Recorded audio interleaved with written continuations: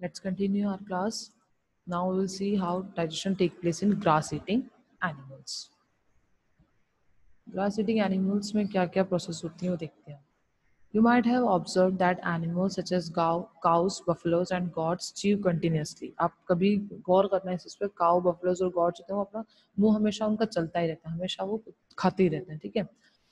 Actually, these animals bite off their food, chew it a little and quickly swallow it. अब ये क्या करते हैं, ये जैसे इनको खाना मिलता है उसको थोड़ा चाटते हैं, थोड़ा तोड़ते हैं, थोड़ा चबाते हैं और फौरन ही उसको swallow कर लेते हैं. Later they bring the swallowed food from the stomach back into the mouth and chew it a second time. और फिर बाद में क्या करते हैं, ये वापस उसको जो swallowed food है उसे अपने मुंह में लेकर आते हैं माउथ स्टमक से और फिर चीव करते हैं second time.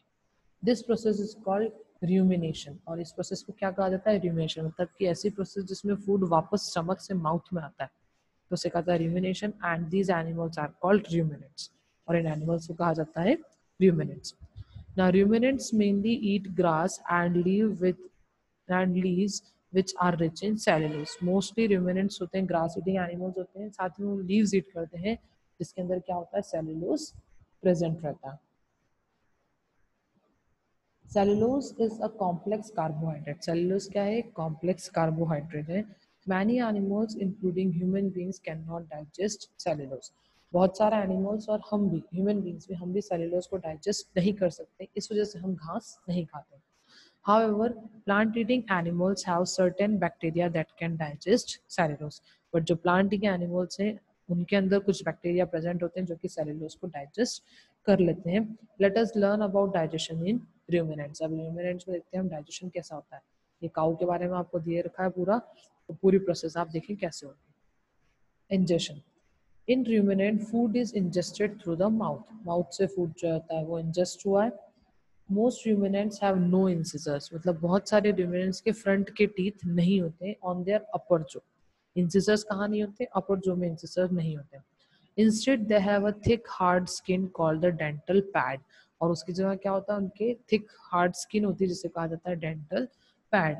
These animals have large molars. और इन एनिमल्स के क्या होते हैं, मोलर्स जो होते हैं, मोलर टीथ जो होते हैं वो बहुत बड़े होते हैं. Grass is chewed and broken down into smaller pieces. Grass को चीव करते हैं, उसके बाद उसको छोटे छोटे पीसेस में ब्रेक डाउन कर लेते हैं. The chewed grass mixes with the saliva and is swallowed by the tongue. Chewed grass mix होती है सलाइवा से और टंग उसे सॉलो करने में हेल्प कर देती है.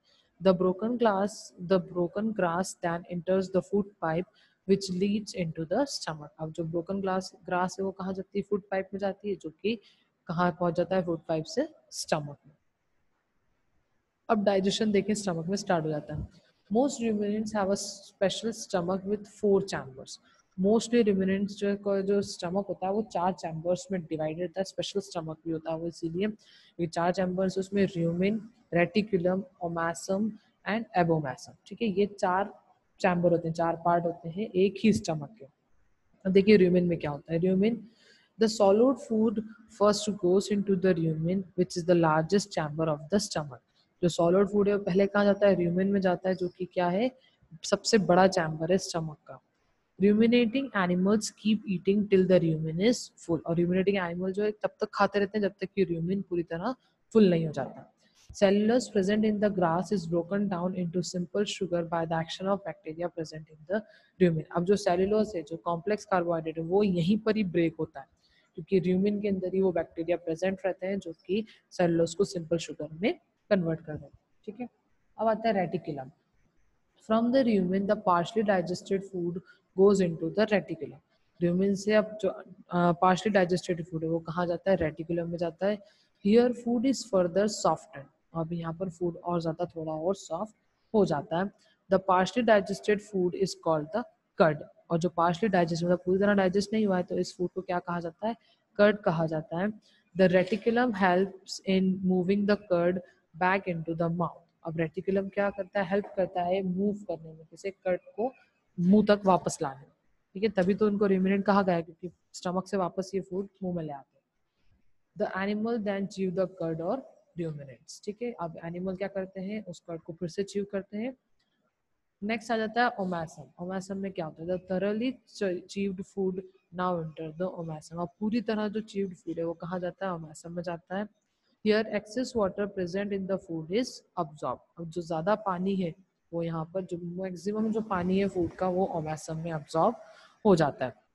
एबोमेसम में क्या होता है, the food then enters the fourth chamber that is abomasum. अब आखिरी चैम्बर में फूड चला गया है। Here the food mixes with the digestive juices secreted by the wall of abomasum. अब यहाँ पर फूड किसके साथ मिक्स हो जाता है, डाइजेस्टिव जूसेस के साथ मिक्स हो जाता है, जो किसने सेक्रेट की है, वॉल्स ऑफ एबोमेसम ने सेक्रेट की है इन डाइजेस्टिव जूसेस को। ठीक है, तो ये था आपका डाइजेशन का प्रोसेस। मोस्टली क्या है स्पेशल चीज यहाँ पर, ये है इंपॉर्टेंट चीज है कि रूमिनेंट में 4 चैम्बर होते हैं स्टमक में, रूमिन, रेटिकुलम, ओमेसम और एबोमेसम। ठीक है, नेक्स्ट आ जाता है अब्जॉर्प्शन। अब फूड अब्जॉर्ब होगा। The digested food passes into the small intestine where further digestion take place. अब absorb जो digested food है वो कहाँ जाता है, स्मॉल इंटेस्टाइन में जाता है, जहाँ पर आगे और डाइजेशन हो जाता है। Digestive juices from the liver and the pancreas are released here. वही सेम होता है, डाइजेस्टिव जूस यहाँ पर भी रिलीज होता है, कहाँ से, लिवर और पैनक्रियाज से। The simple nutrients form by digestion are absorbed here. और जो सिंपल न्यूट्रिएंट जो पहले डाइजेशन हुआ है वो यहाँ पर अब्सॉर्ब होना स्टार्ट हो जाता है। Next is assimilation. The absorbed nutrients are transferred to various organs through blood where they are used to synthesize useful products. अब जो absorbed nutrient है वो क्या होता है, दूसरे organs में जाता है थ्रू ब्लड, ब्लड के थ्रू absorbed nutrient जाते हैं और आगे synthesize करते हैं वो अपने activities के लिए। लास्ट है आपका इजेशन, मतलब फूड बाहर जाने वाला। The digested food then enters the large intestine where water is absorb. अब जो डाइजेस्टेड फूड है वो कहाँ जाता है, लार्ज इंटेस्टाइन में जाता है, जहाँ पर कि वाटर उसे अब्सॉर्ब कर लेता है। Undigested food is mainly excreted out of the body through anus. अब जो अनडाइजेस्टेड फूड है वो फाइनली क्या होता है, यहाँ से एक्सक्रीट हो जाता है थ्रू एनस, मतलब बाहर चला जाता है। Animals such as horses and rabbits have a large sac-like structure called the caecum present at the junction of the large and small intestine.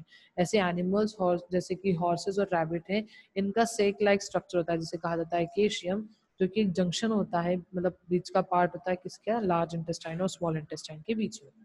The caecum contains certain bacteria which break down cellulose. अब जो caecum है वो क्या करता है, कुछ bacteria है उन्हें ब्रेक डाउन करता है इनटू सेलुलोज। ठीक है, अब यहाँ पर प्रोसेस कहाँ से कैसे स्टार्ट होती है, माउथ से इसोफेगस में जाता है, इसोफेगस से स्टमक, स्टमक के ये चारों पार्ट, पहले र्यूमिन में फूड जाता है, उसके बाद reticulum, omasum, then abomasum, abomasum से स्मॉल इंटेस्टाइन, स्मॉल इंटेस्टाइन से लार्ज इंटेस्टाइन, लार्ज इंटेस्टाइन से एनस।